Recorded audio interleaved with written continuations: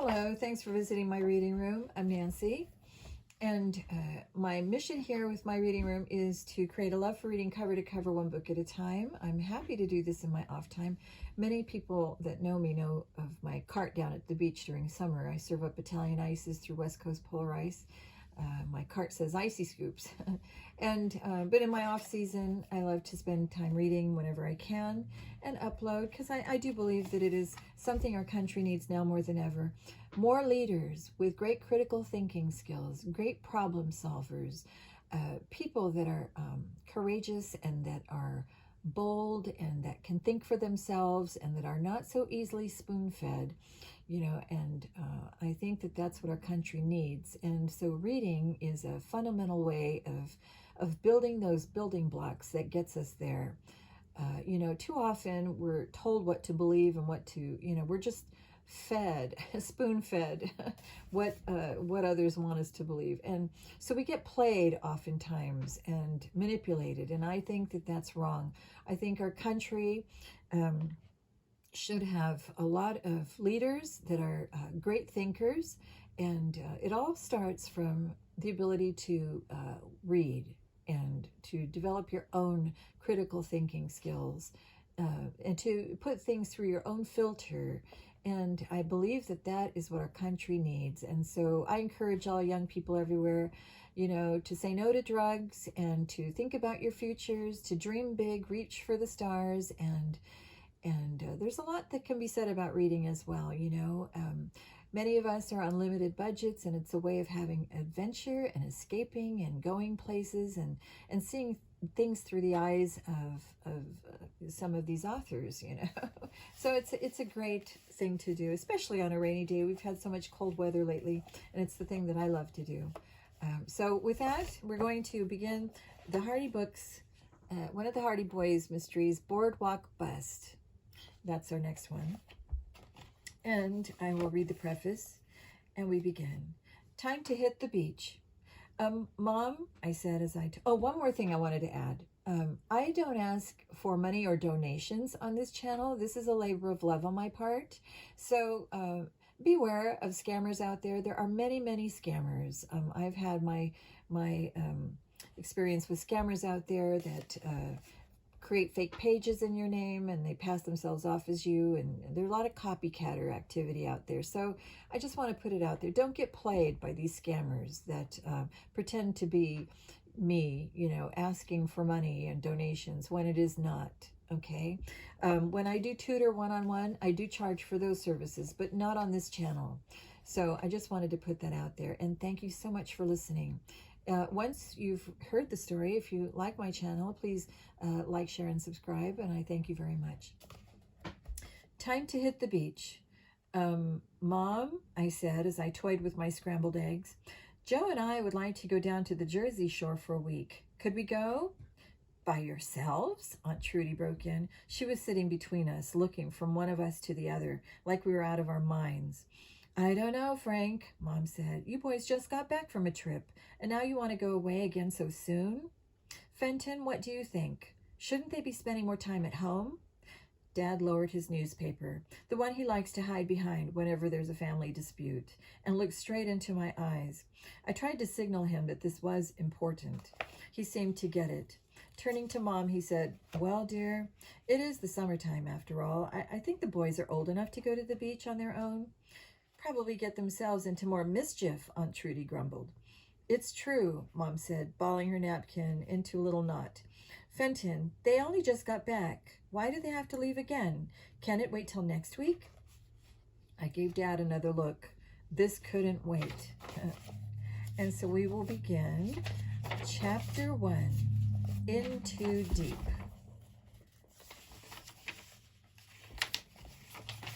Joe. Being buried alive is no fun at all. Let me set the scene. A waterfall of corn was raining down on me. The grains felt like millions of BBs as they bounced off my head. A mountain of grain was rising like sand dunes all around me. It was at least 10 feet deep. It had the consistency of quicksand.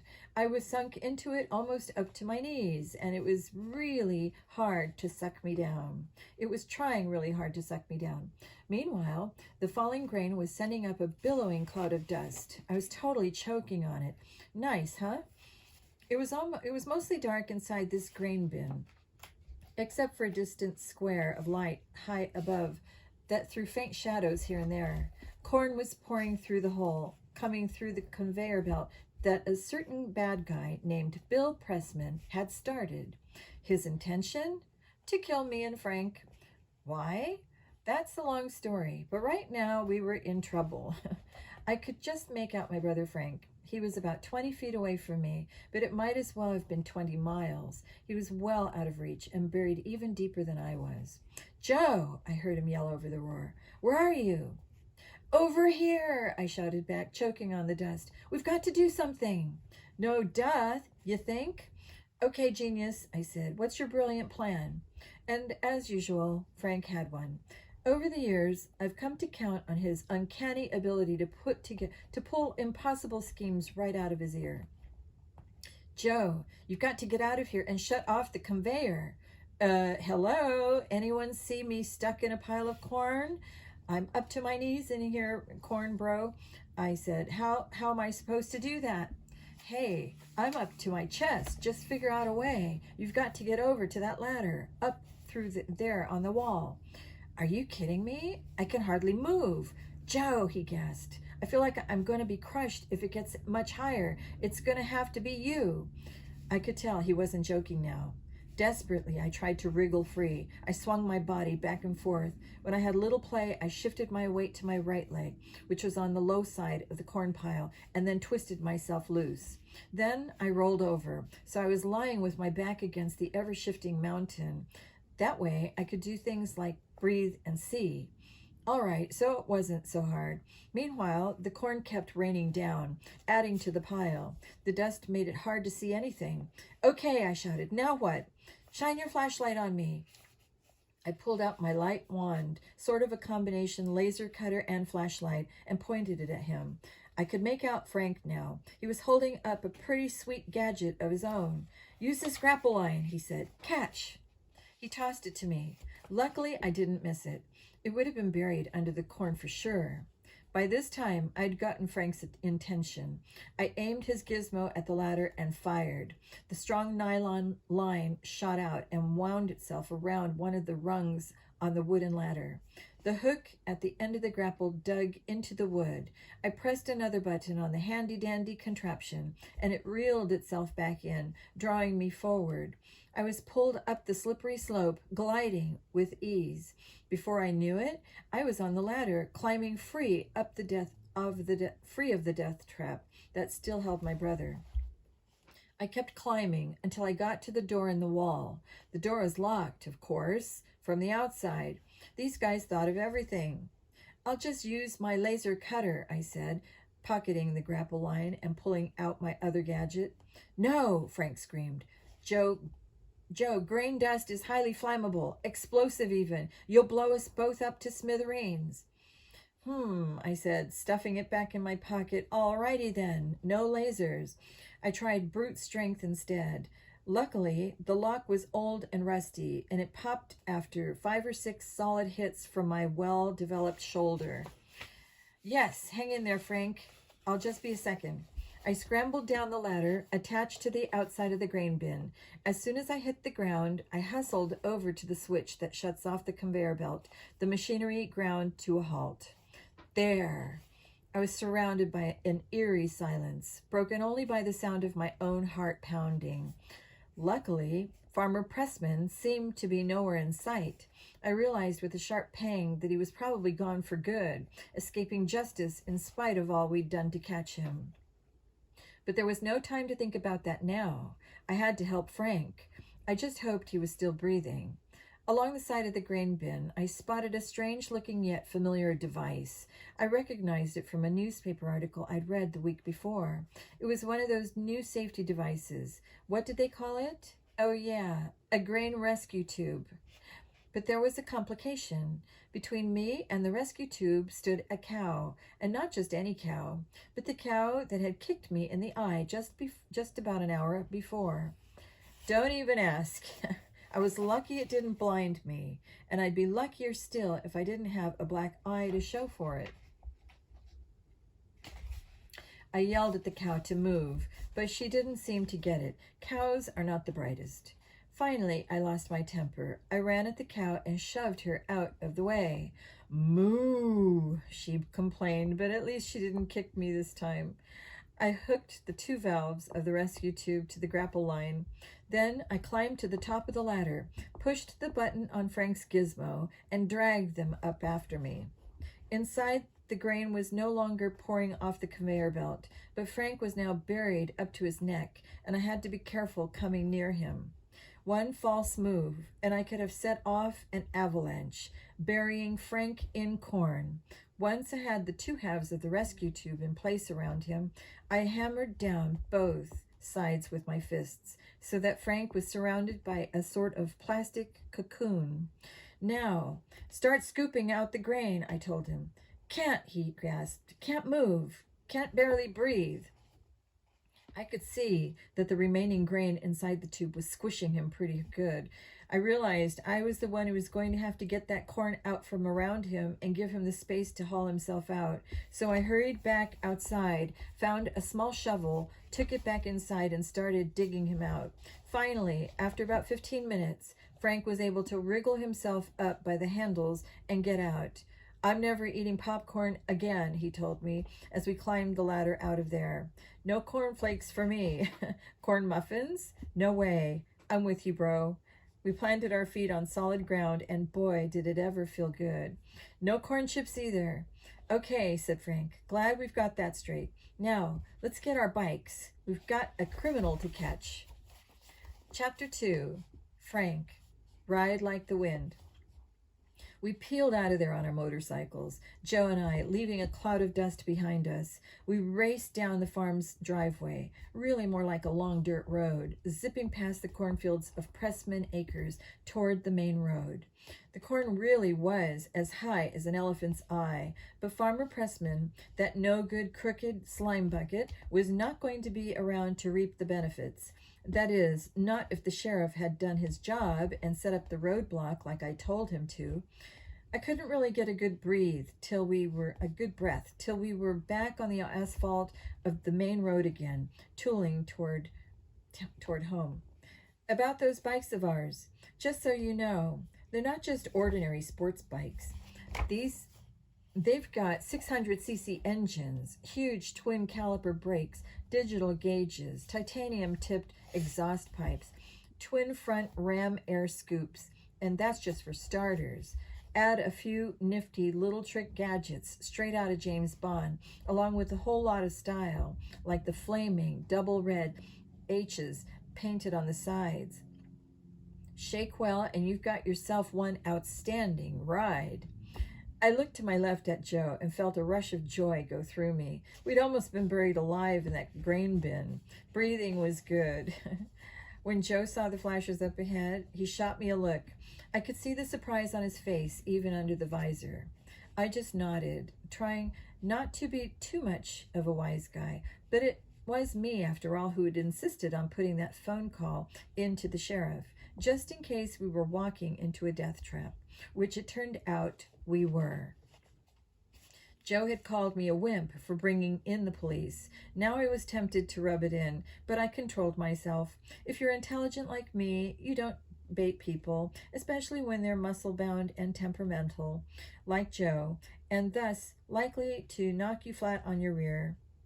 We slowed down as we passed. 3 squad cars were blocking the road, and Pressman's huge SUV was slung sideways in front of them.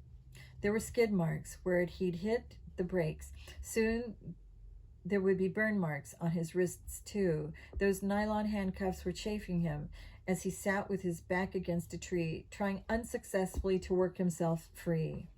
Joe and I didn't stop to chat. We had been working undercover on this case. It wouldn't look good for the local sheriff or for ATAC ATAC if the newspapers found out that a couple of high school kids were involved.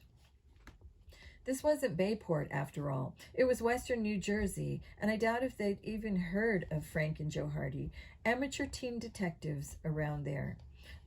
It was just as well if the police took all the credit. ATAC is allergic to publicity, and as card-carrying members of ATAC, American Teens Against Crime, so are we. As we roared by the roadblock, Joe gave the sheriff a little salute. I didn't want to look like a jerk, so I saluted too. The sheriff smiled and waved. Farmer Pressman saw the exchange, and it might have dawned on him who the guys under the visors were, because his eyes lit up like fireworks. "Hey, you lousy kids," he screamed. The rest of what he said I couldn't hear. Sport bike engines are really loud, especially when you gun them. I really didn't want to hear what he had to say, though. To tell you the truth, it wasn't going to be anything nice. We left him to choke on our dust and to meditate on the fact that crime doesn't pay. I could tell Joe was laughing by the way his chest was bobbing up and down. It was funny now, sure, but I myself wasn't ready to start joking about it. We'd come pretty close to getting smothered. Very uncool.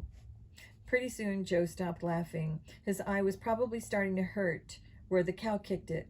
Talk about embarrassing.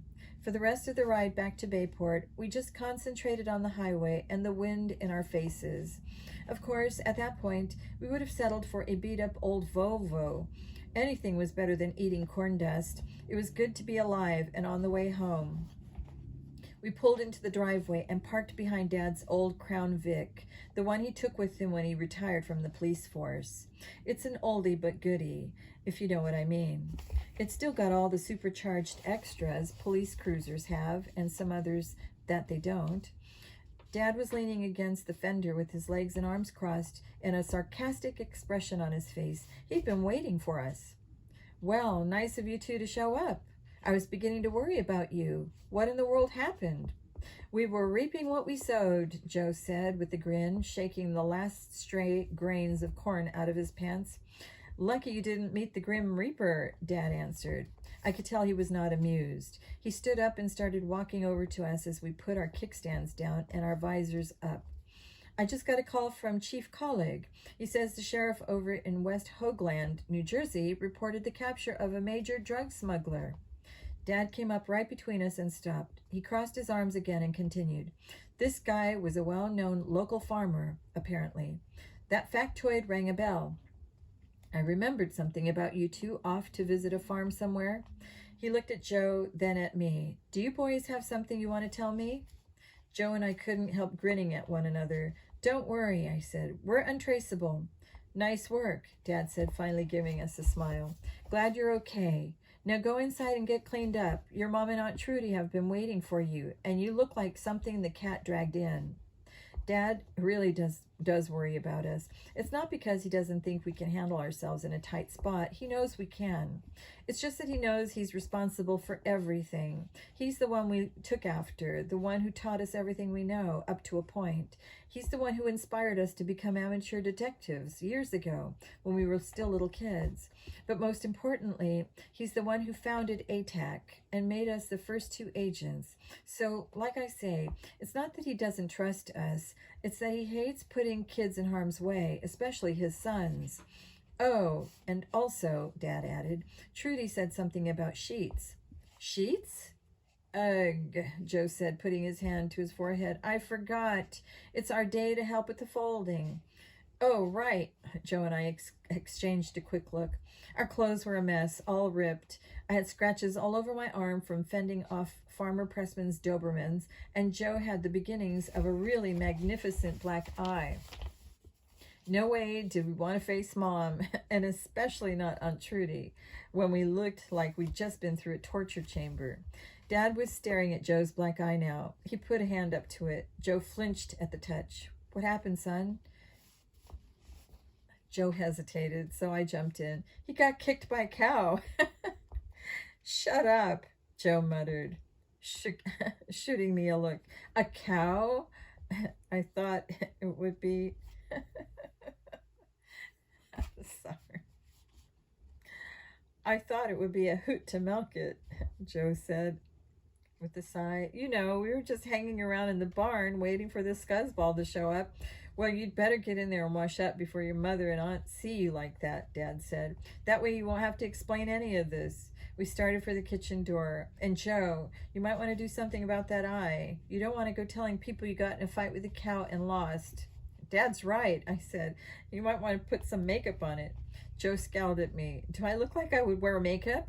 Suit yourself, I said with a shrug. We went into the house through the kitchen door. There are back stairs from there that lead up to our bedrooms, and more importantly, the bathrooms. We tiptoed our way along and were almost around the corner to the stairs when we heard Aunt Trudy's voice booming out from the living room. Frank, Joe, I hear you clomping around in there. She came into the kitchen with Playback on her shoulder. Playback is our pet parrot. He loves to perch on Aunt Trudy's shoulder and nibble on her earlobe. It's probably because she lets him get away with it. Aunt Trudy doesn't have any kids of her own, and she surely doesn't spoil us either, but I'm telling you, as far as she's concerned, that parrot can do no wrong. The funny thing is, when we first brought Playback home, she hated him. She was totally grossed out by the way he pooped all over everything. But one thing about Aunt Trudy, she's a tough old bird, tougher than Playback anyway. Before too long, she had him toilet trained, no lie. That bird would not poop anywhere but in his cage, and from that time on, he was Aunt Trudy's baby. Got a good lie? Joe whispered to me. I'll make one up. Oh my goodness, our mom gasped when she came into the kitchen and saw us. Holy mackerel, Aunt Trudy nearly dropped the folded sheet she was holding. Playback whistled long and low. Ouch! Bad boys, bad boys. Joe, your eye, Mom said. What in the world happened to you two? And no crazy made-up stories this time. Well, I began, we kind of got caught in this grain bin, doing some research on farm safety devices. Yeah, Joe chimed in. It's an over-the-summer school assignment. Grain bin, Aunt Trudy repeated. Summer assignment. Ha! A likely story. They were probably at it again, Laura, chasing after another gang of crooks. Now, Gertrude, our mom said, putting a calming hand up.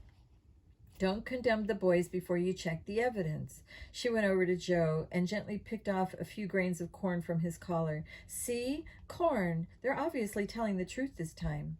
Aunt Trudy said. Don't tell me. Evidence or no evidence. I know these two, and they've been up to no good.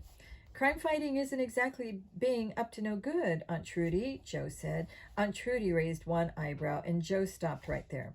You'd better get yourselves cleaned up, she said. These sheets will be all wrinkled by the time they get folded. Hop to it, Playback squawked. Hop to it. We ran up the stairs and got washed and changed as fast as we could, then came back down and started folding the sheets. This had been a regular drill around our house since Joe and I were 5 years old. Every Saturday, Mom and Trudy washed the sheets and Joe and I fold them.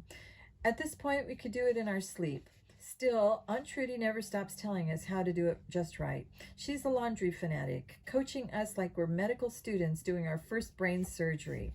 Everything has to be done exactly her way. Pull on it. No, not like that. That's better.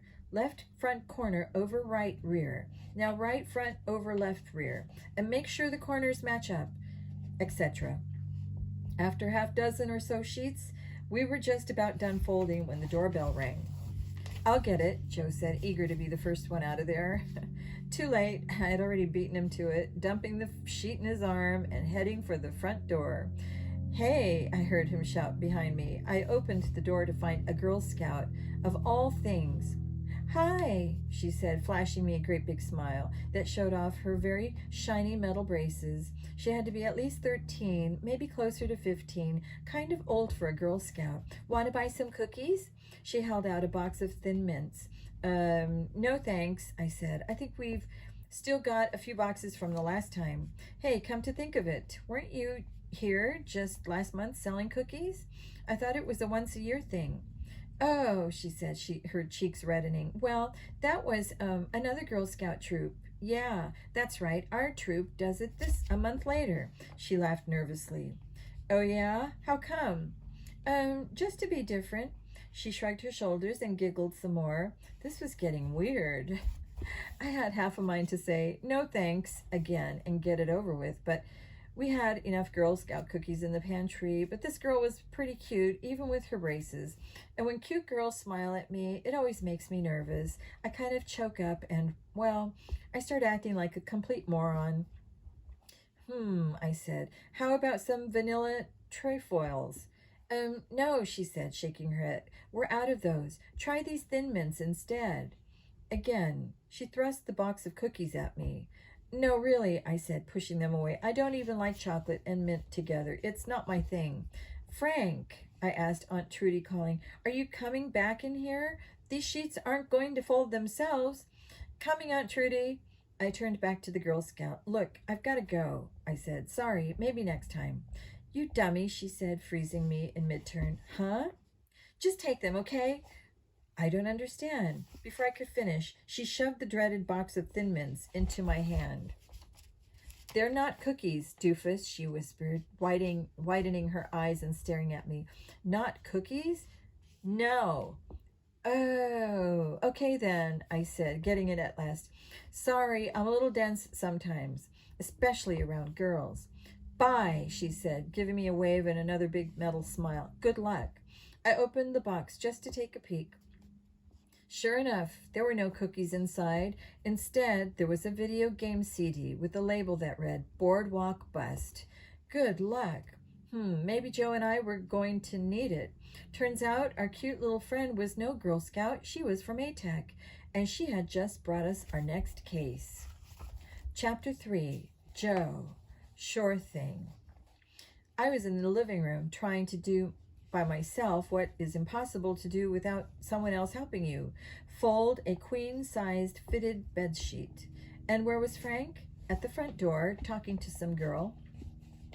I could hear them from the living room, when playback wasn't screeching, that is. That parrot was busy using his feathers to mess up the sheets we'd already done. His idea of fun. It's a strange thing about Frank and girls. They make him go all weird. He starts acting like a complete geek, which is not normally him. Well, maybe it is, just a little, but not as much as when girls are around. Funny thing is, it seems to make the girls like Frank more than ever. It gets me crazy sometimes. Frank can't dance, has no smooth moves, no dimple in his chin, no big muscles, all of which I've got in spades, by the way. But that doesn't seem to matter at all. Girls like Frank's bumbling, shy act better. I just don't get it. Finally, Frank came back into the living room and we started folding sheets again. What was all that about, dear? Mom asked him. Girl Scouts, Frank said, looking at the floor, selling cookies. Well, I hope you didn't buy any, Aunt Trudy said. Why, they were just here last month. I think it's nervy. How many cookies do they expect one household to buy? Ark, playback started in. Get lost, scram. I didn't buy any, Frank said. Then he noticed we were all staring at the box of Thin Mints sticking out of the back pocket of his cargo pants. Oh, these were a free gift? Free gift, Aunt Trudy said, raising her eyebrow. Well, now, that's different, she smiled. Frank, why don't you put them out on a platter and let's all have some? Cookie, playback wanted cookie. The parrot screeched, flapping his wings. The panic in Frank's eyes was plainly visible, but he was looking at me. His back was to Trudy and Mom, and it was a good thing, too. Obviously, he didn't need my help. I didn't know why, but I knew enough not to ask. Hey, Frank, I said, snapping my fingers. Don't you and I have to finish that farm project for school? You know, write up the report? For school? Aunt Trudy said, raising her eyebrow so high it was halfway up her scalp. It's July. It's part of our summer project, I explained. We have to do a blog, daily entries, and we're way behind, aren't we, Frank? Yeah. Clearly Aunt Trudy didn't buy it. Luckily for us, Mom was there. Oh, let them go, Trudy, she said. Can't you see they're tired of folding? It's all that amateur detective nonsense, Trudy grumbled. I don't know why you put up with it. If they were mine, I know, dear, Mom said in the most soothing voice you ever heard. It's just awful. You boys are going to cut down on all that amateur sleuthing, aren't you? Promise me. Sure, Mom, we both said, crossing our fingers behind our backs. You bet. All right, then go on, she said. We'll see you at dinner. Liar, liar, pants on fire, Playback squawked as we ran up the back stairs to Frank's room. That parrot is going to get in one of these days. That parrot is going to get it one of these days, I swear. He's just lucky I'm a bird lover. Greetings and welcome to Ocean Point, your very own paradise on the Jersey Shore. Frank and I sat glued to the computer monitor as the CD came on. At first it looked like a typical travel advertisement aimed at potential tourists, except that it was computer animated, like any video game. Our host was a voiceover, and the pictures showed a boardwalk crowded with happy beachgoers. There were people eating ice cream cones, cotton candy, and hot dogs. Little kids raced around in their bathing suits playing tag. In the background was the beach, with surfers riding the waves and swimmers bobbing up and down in the water. Then the whole picture went to static. When it came back into focus, we were staring at the face of QT, the director of ATAC. Hello, boys, he said, not smiling. QT never smiles. Unfortunately, there seems to be a bit of trouble in this particular slice of paradise. Trouble in the form of a rash of burglaries. The monitor showed pictures of broken display cases, shattered plate glass, and bits of gold and silver scattered around everywhere. In the past month, 3 jewelry stores in town have been broken into, causing heavy losses to the store's owners. More serious, though, is the effect a crime wave would have on a beach resort like Ocean Point. The tourist season is just starting. You boys have got to stop these jewel thieves in their tracks before they can scare the tourists away. Sometime on the beach sounds good, I said to Frank, but he wasn't listening. When he's concentrating, nothing breaks through to him. In recent years, Ocean Point has become a haven for young people like yourselves, QT went on, and since the local police seem to be stymied, I thought we'd put you two on the case. You'll find some spending money and one or two other things we thought might come in handy. Good luck, and you know where to reach me if you run into any trouble you can't get out of. Yeah, I said. How come we didn't try that when we were in the grain bin? No cellular service, Frank reminded me, his eyes still glued to the monitor. Dead zone. Dead zone, yeah. I'd say that grain bin was a dead zone, all right. We were lucky to have those gadgets on us. As you know, this CD will reformat into an ordinary music CD in 5 seconds. Your mission, as always, is to remain top secret. Frank and I silently counted to 5. Sure enough, the picture went to a neutral background pattern, and music by the Safaris started blaring out of the speakers. If Mom or Aunt Trudy had happened to open the door and peek in, everything would have looked normal, and that was the idea. Jewel heists, eh? I reached into the cookie box and pulled out a nice-sized wad of cash. Yes, I said, started to count it. There was a good $500 here. You and I are going to have a party on the beach. Frank gave me a smile and shook his head. Born to be wild, he said, and shook out the rest of what was in the box. There was a cheap disposable camera and a night vision telescope that collapsed down to the size of a shot glass. Hey, this is pretty cool, Frank said, playing with the scope. Then he spotted the PDA. Sweet, he said, picking it up and turning it on. Here we go. We've got all the names and addresses of the jewelry stores that have been hit and some others that haven't been yet. He scrolled down and whistled. Wow, $200,000 worth of stuff stolen from one store alone.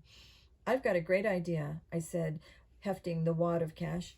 You and I could ride our bikes down there, but... Yes? Well, I don't know about you, but I'm starting to feel sore all over, and we'd be sitting in Sunday traffic for hours and hours. So, well, we've got enough money that we could fly down there, I suggested. Oh, yeah, by the way, Joe and I are certified pilots, another one of the cool pluses of being ATAC agents. I don't know, Joe. That money has got to last us for who knows how long. Dude, how long could it possibly take to round up a gang of jewel thieves? I said. And anyway, the sooner we get there... Okay, Frank gave in. I guess you're right. I am sore all over. Flying down will be relaxing. Exactly, I said, slapping him gently on the back. Now, you're getting into the beach party spirit. There's just one problem, Frank said, looking up at me. Yes? How are you going to explain this to Mom and Aunt Trudy? I thought for a minute. Easy, I said. We'll lie through our teeth. Chapter 4, Frank. Lies and the lying liars who tell them. When Joe says, we'll lie through our teeth, he means I'll lie through my teeth. Joe's a terrible liar. I don't know if he's just too honest or just a bad actor. All I can say is that somehow, whenever we have to fib our way out of or into a situation, it's always me who winds up doing the talking. I've come to accept this. I used to fight it, but eventually I realized it was no use. If we wanted our parents to let us fly down to the Jersey Shore for a few days of unsupervised rest and relaxation, I was going to have to come up with a good line of baloney. No way could we risk revealing our true purpose. There's a very good reason why ATAC is top secret. See, if bad guys knew about it, they might try to get even with us agents or even our families. On the other hand, you can't get information out of someone who doesn't know anything. So the fewer people who are in on the secret, the better. Not that Mom or Aunt Trudy don't get suspicious sometimes. It goes back to the days when Joe and I were kids, solving cases we weren't supposed to even get involved with. We got pretty well known there for a while, but ever since Dad created ATAC, we've tried to keep our activities quiet. That means a whole lot of flying to everyone we know except Dad. I don't like it, and neither does Joe, but it's the price we have to pay if we want to fight crime in a big way. So the next morning, I had my bag of lies all ready to go. Mom, I said as I toyed with my scrambled eggs, Joe and I would like to go down to the Jersey Shore for a week. Could we go? By yourselves? Aunt Trudy broke in. She was sitting between us, looking from one of us to the other, like we were out of our minds. I don't know, Frank, Mom said. You boys just got back from a trip, and now you want to go away again so soon? Fenton, what do you think? Shouldn't they be spending more time at home? Dad lowered his newspaper, the one he likes to hide behind whenever there's a family dispute, and looked straight into my eyes. I tried to signal him that this was important. He seemed to get it. Turning to Mom, he said, well, dear, it is the summertime after all. I think the boys are old enough to go to the beach on their own. Probably get themselves into more mischief, Aunt Trudy grumbled. Aunt Trudy loves us, but she's always afraid we're going to get hurt, and I guess she has reason to be nervous. Frank and I have gotten into more dangerous situations as kids than most people do in their whole lives. And how are they going to get there? She continued. Not on those motorcycles, I hope. Do you know how dangerous those things are? And look at the way they looked last night. It's true, Mom said, balling her napkin up into a knot. Fenton, they only just got back. Why do they have to leave again? Can't it wait till next week? I gave Dad another look. This couldn't wait. He cleared his throat. Actually, I've got the wood for the new backyard fence being delivered next week. I was hoping the boys could help me with that. This week would be better.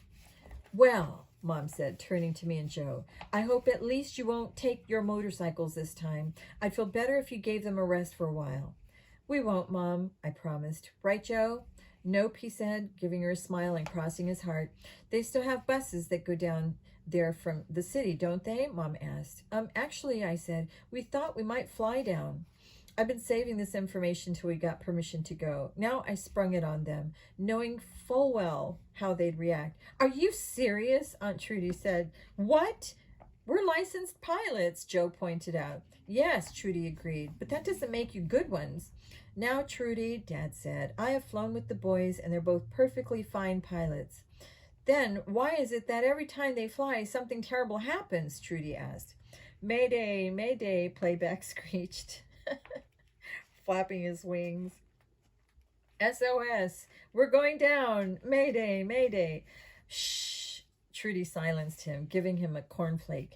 Last time they flew a plane, as I recall, there was engine trouble, or at least that's what the story was. It was engine trouble, Aunt Trudy, Joe said.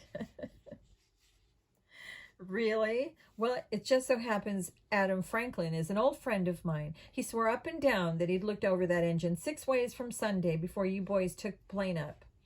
Joe and I exchanged a glance. We knew we were caught in a lie. That plane hadn't had engine trouble. It literally had a monkey wrench thrown into it, and it wasn't Adam Franklin, our trusty airplane maintenance man, who'd thrown it. And that's And then there was the time before that. What was it? A mysterious hole in the gas tank? Look, it's probably just a run of bad luck, said good old Mom. I know my boys, Trudy, and they're certainly not reckless pilots. So it's settled then, I jumped in, before anyone could say anything else about our flying skills. Just be careful, our dad said, putting a merciful end to the discussion. You boys have enough money for your trip? I thought of the cash that had come in the cookie box. I also knew that, thanks to ATAC, the flight down to Ocean Point would be covered separately. We'll be fine, I said. All right then, Mom said.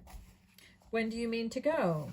Right after breakfast, I told her. Joe had already shoveled his breakfast down his gullet. I now followed suit, and we got out of there. We had a mission to start, and I didn't want to have to tell any more lies, at least not to our family. As we left the kitchen, I heard playback serenading us, displaying his usual sense of humor. Mayday, Mayday, we're going down, boys, SOS. You sure she's fit to fly? I asked Adam Franklin as we climbed aboard our two-passenger Piper. Joe at the controls, me sitting behind him to navigate. We'd called about an hour ahead so he could get our plane ready. Oh, you bet, Adam said, taking off his Red Sox cap and scratching his bald head.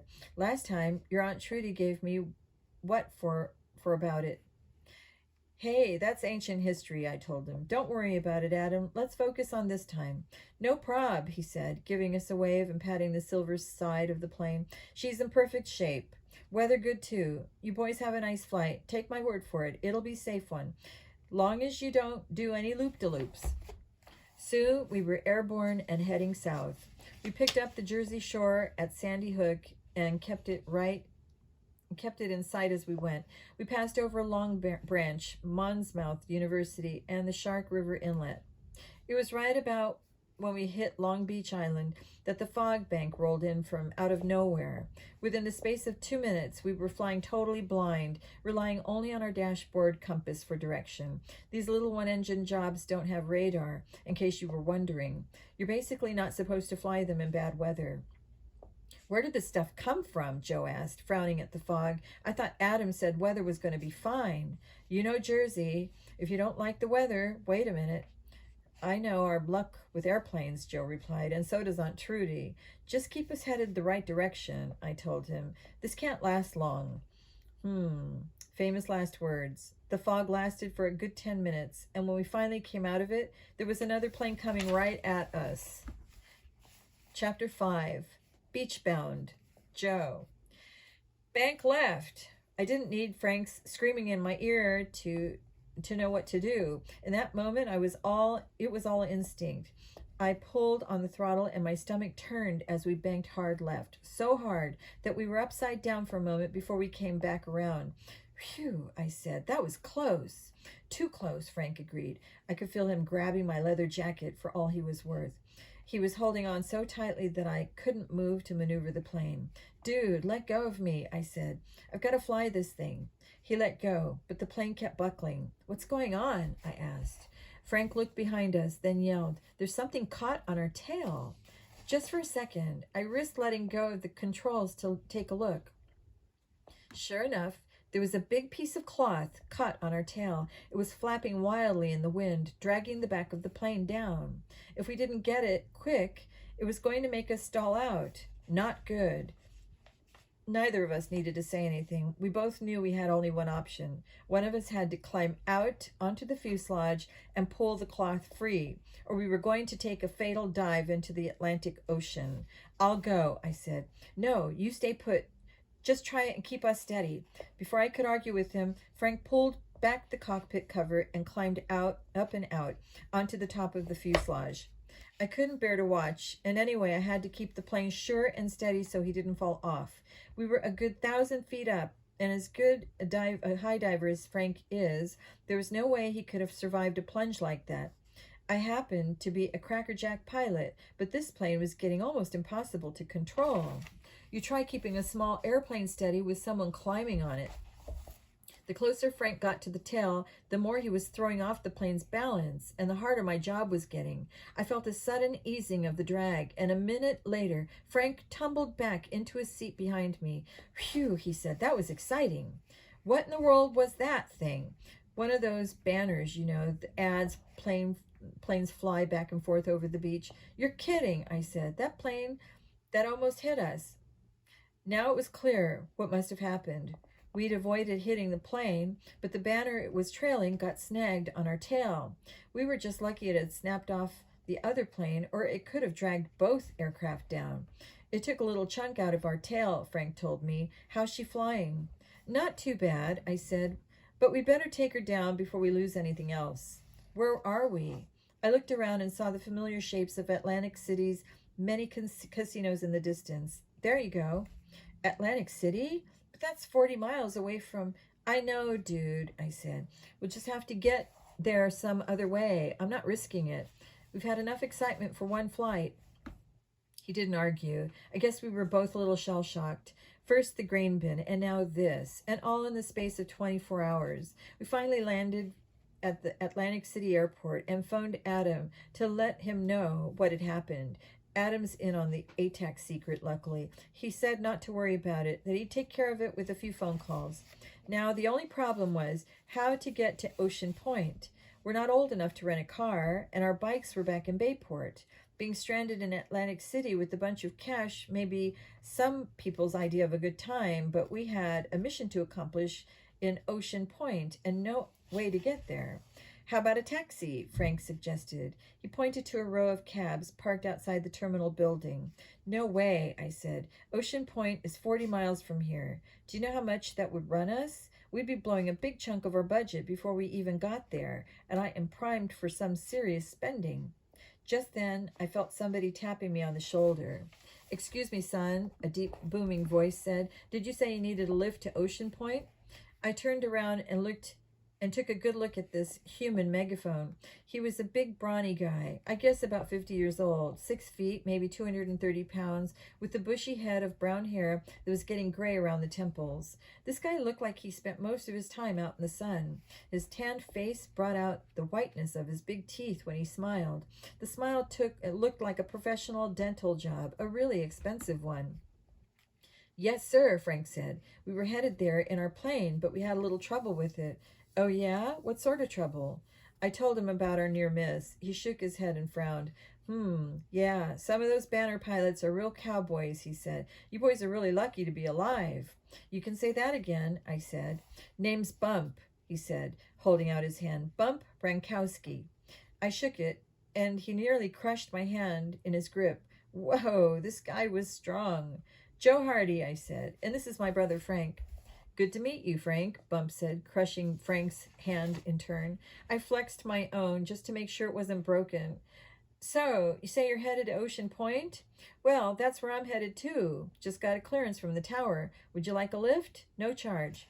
To tell you the truth, getting back in a plane just then was the last thing I wanted to do, and I'm sure Frank felt the same. On top of that, we didn't know this guy from a hole in the ground, and who could tell what kind of pilot he was? On the other hand, if he wasn't a terrific pilot, either of us was plenty good enough to help him correct a mistake or get out of a jam. Besides, what better choice did we have? Opportunity was knocking, and we weren't about to let a lucky break go by. Excellent, Frank said. Sweet, I agreed. You're sure it's not? No problem, Bump said. I've got me a 4-seater. Unless you've got company. I count 3 of us. You ready to fly? He gave us another dazzling smile and put a powerful arm round each of our shoulders. Come on, she's parked right outside. This is really great of you, Mr. Rankowski, Frank said. Please call me Bump. Nobody calls me by my last name. Not once we've shook hands. If you don't mind me asking, Frank said, how did you get the name Bump? He finished laughing. That's how. Check her out, boys. She's good for a bump or two, all right? Removing his arms from around our shoulders, he pointed to a day-glow red Cessna parked across the runway. The teeth and eyes of a great white shark were painted on the sides. Awesome, I said, going over to take a closer look. Oh, man, this thing rocks. Meet Jaws. She's my pride and joy, Bump said, patting the side of the plane. Go on, hop in. Whoa, Frank said, admiring the instrument panel. It was all sporty. All the dials were phosphor white. We got strapped in while Bump started going through the pre-flight checklist. My birth name was Arnold, he said, but I never liked it, so when people started calling me Bump, I let him. He started the engine. So what brings you boys to Ocean Point? Little vacation? Frank gave me a look of caution, like I didn't know to watch what I said. I mean, give me a break. 4th of July weekend, I said. Gotta hit the beach, right? You bet, Bump said. You look like you could use a break, Joe.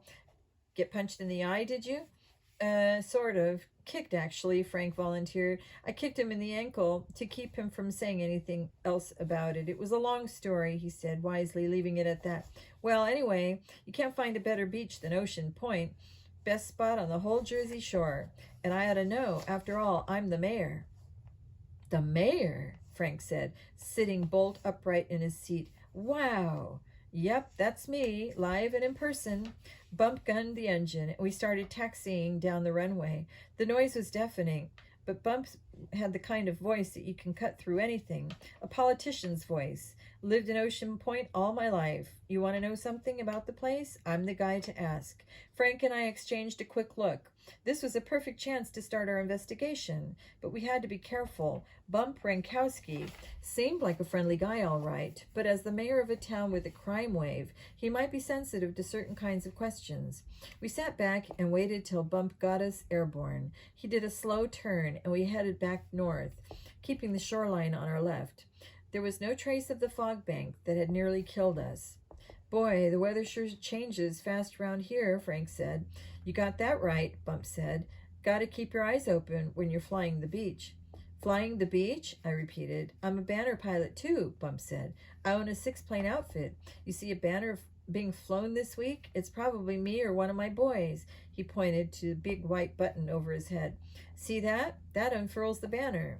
You own the company? I asked. That's what pays for things like this, baby. He patted the ultra-high-tech dashboard with its expensive wood and gold trim. I thought of the pilot who'd nearly killed us less than an hour ago. You weren't up flying today, were you? I asked. Nah, not with this fog, he said. I grounded my entire fleet at 4 o'clock when we got the forecast. Oh, I get what you're thinking. No, it wasn't me or any of mine. Ha, that's funny, he laughed hard, slapping his knees. It wasn't that funny. Are there other companies that fly the beaches? Frank asked. Oh, yeah. There are 3 or 4 outfits that run advertising up and down the shore. Some of them will hire any old pilot, too. Sounds like you boys ran into a real cowboy. I don't think he saw us coming any more than we saw him, Frank said. Bump shook his head in disgust. He shouldn't have even been up there today. Once fog rolls in, it's way too dangerous. Well, I guess I don't have to tell you that, he laughed again. Listen, I'll try to find out who it was. Can't let him get away with shenanigans like that. I hated to see somebody get fired, especially since there was no way it was intentional. Oh, that's okay, I said. I think we'd just rather let it go. Now, you just leave it to me, Bump said, turning back to look at us. It's my job to keep my town safe, and that's what I'm going to do. He nodded slowly. I know people, and I can get things done. You just watch me. There was something about the way he said it that gave me a chill. Underneath his friendly politician act, I could see that Bump Rankowski wasn't somebody you'd want to cross. The sun was setting, and lights were coming on all along the shore. There's Ocean Point now, Bump said, pointing to a cluster of lights in the distance. Beautiful, isn't she? We nodded in agreement, stared down at the town as we approached. I could see a boardwalk with lots of stores, restaurants, and attractions. There was even a small pier with rides and arcades, sort of a miniature version of Seaside Heights or Ashbury Park. Looks like a good time, I said, giving Bump a wink. Oh, you boys are going to flip for it, he assured us. No place like it. Frank cleared his throat, and I knew what was coming. Didn't I read somewhere there were some robberies happening there recently? Was it jewelry stores? I could see Bump's face freeze into a mask. His smile was still in place, white as ever, but his eyes had changed somehow. Behind them, the wheels weren't working. Oh, that, he said, forcing a laugh. Just a once-in-a-blue-moon kind of thing. You know, people come into town from all over. Once in a while, there's bound to be a bad apple. Right, Frank agreed, but I could tell he was starting to get suspicious. Has the thief been caught yet? Frank asked. Not yet, Bump said, staring straight ahead as he pointed us toward the landing strip. But we've got the best police department on the whole shore, and they're on the case. Don't you boys worry. Ocean Point is as safe a spot as you'll ever find. He brought us in for a perfect landing, and we taxied to a stop outside the small terminal building. Come on, he said. I'll drive you to your hotel. Where are you staying? Well, we hadn't figured that out yet, I said. Any suggestions? Are you kidding? He said. I've got 1,000,000 of them. He drove us to the Surfside Inn, just half a block from the boardwalk. Here you go, he said, pulling over. Best spot in town if you're on a budget, and most kids your age are. Thanks, Mr. Rinkowski, Frank said. I mean, Bump. Don't be strangers now. If you need anything, you can call me at City Hall over on Main Street. Well, Frank said as Bump pulled away in his big black Lincoln, that was interesting. Weird, I said. What do you think of our new friend? He's definitely a politician, Frank said. You got to take everything he says with a grain of salt. Did you ever see how he froze up when you mentioned the robberies? Definitely. I guess he's not happy with the news getting around. Would you be if you were the mayor? Good point, I said. Well, I don't know about you, but I'm beat. Let's check in and get some supper and hit the sack. What, no partying? Frank said, giving me an elbow in the ribs. Shut up, I said. And we will stop there and begin chapter 6 in the next clip. Good night.